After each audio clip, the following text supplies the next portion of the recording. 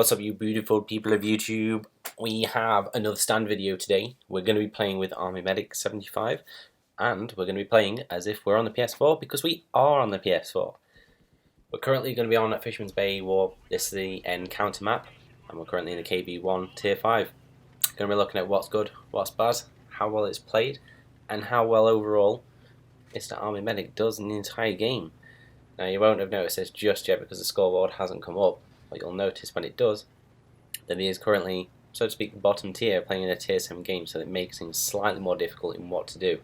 But not said that KB1 is actually quite a good tank, so played correctly you can actually get a decent amount of damage and in some way influence the game for your example, for your wins, or in some case actually make a decent attempt to be able to get some XP from it, because, you know, if potato teams come around, it may be that you're not able to quite win the game, but if you can do something in regards to getting the XP, is well worth trying. So we're not going too far forward at the moment, we're sort of hanging back. This is a relatively good thing to do, especially being in a bottom tier tank. You're not looking to be forward aggressive play, because you are likely to get yourself killed very quickly. You don't have that high health pool, your armor isn't exactly amazing, so you can sort of get away with being more of a TD player. Not the best example to do in a KB1 with it being Russian, as we all know, RNG, Russians love it. Things start to go left, right and centre.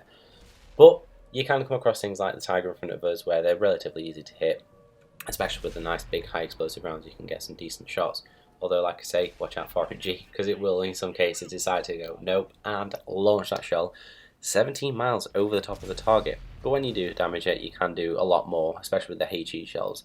Your track damage is one of the main examples of where you can get your sort of XP from, but at the same time you can do hundreds, 200, depending on where you hit as well. Weak spot, you can do like 300-400 plus damage.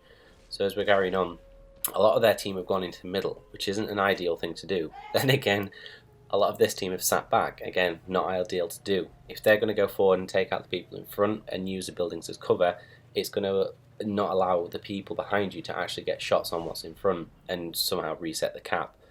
So he's just pushing forward. He hasn't got 6th sense, so it makes it kind of difficult to make a decision on whether you want to push forward. But because there is a dip, it slightly allows you to move at some considerable speed. Unfortunately, the shots themselves are going over the top.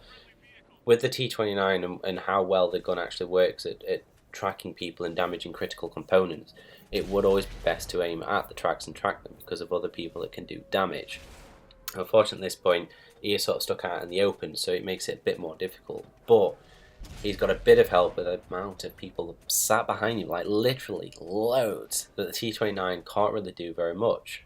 Yes, he is fully upgraded, but he's got support behind him to help him. So it's a questionable decision on where you would go forward in that case. I would have personally sat back and not moved forward if I can. And knowing that the T29 is there, I probably wouldn't have stopped moving. I would have carried on going. Because of the dip that's in front of us, it allows us to have cover from a gun that's maybe not able to have the depression to shoot down at me, and then have people behind me shoot the T29. What a wonderful shot that was. It turns out the gun's actually more user-friendly when you're not zooming in. Who figures?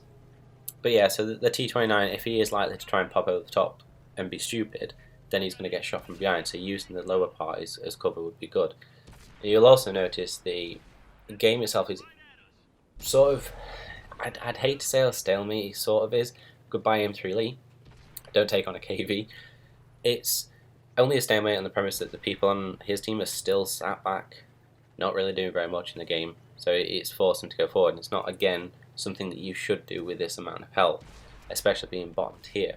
But there are times when you can be aggressive and make decisions where you can go along and derp stuff in the side, and it does pay off. There is something behind him that's shooting him, so it's a bit debatable on whether he should carry on pushing forward, but you can be aggressive and go on and make decisions that invariably actually end up winning the game. And it's very worth much trying them and seeing how well they act, because you learn how well a tank plays by putting it in situations where it shouldn't actually be placed in. He's got a bit of a damaged turret, so it's making the turret speed even worse. I believe it's actually damaged completely, hence the reason why I can't physically turn the turret itself. But the way in which I would play it would, if you're first using a tank straight away, just roll it out forward and see what happens, because you'll get a good understanding of how well the tank will handle. It may very well be that in this case he's able to figure out that the tank itself has been relatively useful, certainly in the case where you can be aggressive push forward, especially in high tier games. But I would still, knowing how the tank handles myself, I would still want to hold it back as I would in any game where I'm bottom tier. Maybe not so much in tier 8s depending on the tank, because some tank destroyers do have tier 9, tier 10, Borsig being an example of being how capable they are. But overall it seems to have worked out well. The aggressive push forward, taking out the tanks in front of him, getting hold of the lower tier tanks and making sure they're removed. It should, in theory, bring his team forward. Although they've only started doing it now, it should have happened a little bit earlier.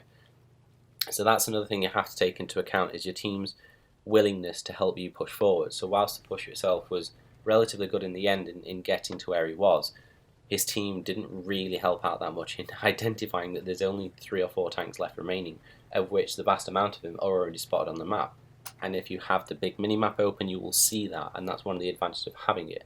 Yes, you can switch between the two, but I think there'll be a lot of confusion with the way that the small mini-map works and the big one works. But at the same time, you can just press that back button, it's not that difficult. So overall, it's turned out to be a very, very good game, especially being aggressive in a low tier tank, which is really odd to see. I know the KB1 has a big derpy gun, but you can see how RNG trolls it at long range. So getting up close to people and having spot behind, albeit by base camping by people on his own team, he was able to go forward, take advantage of the fact that he could somehow use the lower part of the ground as opposed to the high parts with the buildings as cover, and then remove the other tanks that were near him, i.e. the M3 Lee. The Challenger as well being side on, because he must have been tracked. If not, there you go, potatoes. And go on and pretty much own the game. You don't often see lower tier tanks going forward and being aggressive. Overall, 1500 damage, 1400 XP is a damn near lot. Unfortunately, no premium account, so he couldn't have got the extra 600 or so XP. But to get a 95% mastery badge, especially in a bottom tier tank, is very, very good. Hope you all enjoyed the video. As always, there will be a few more. I'm doing the PS4 for the stands at the moment because there are a lot of very, very good videos. So hopefully if you enjoyed it, don't forget to like and subscribe. And if you do like it, don't forget that if I'm is able to get 20+ likes on the video itself, there'll be a nice little premium code heading his way. So hope you all enjoyed it.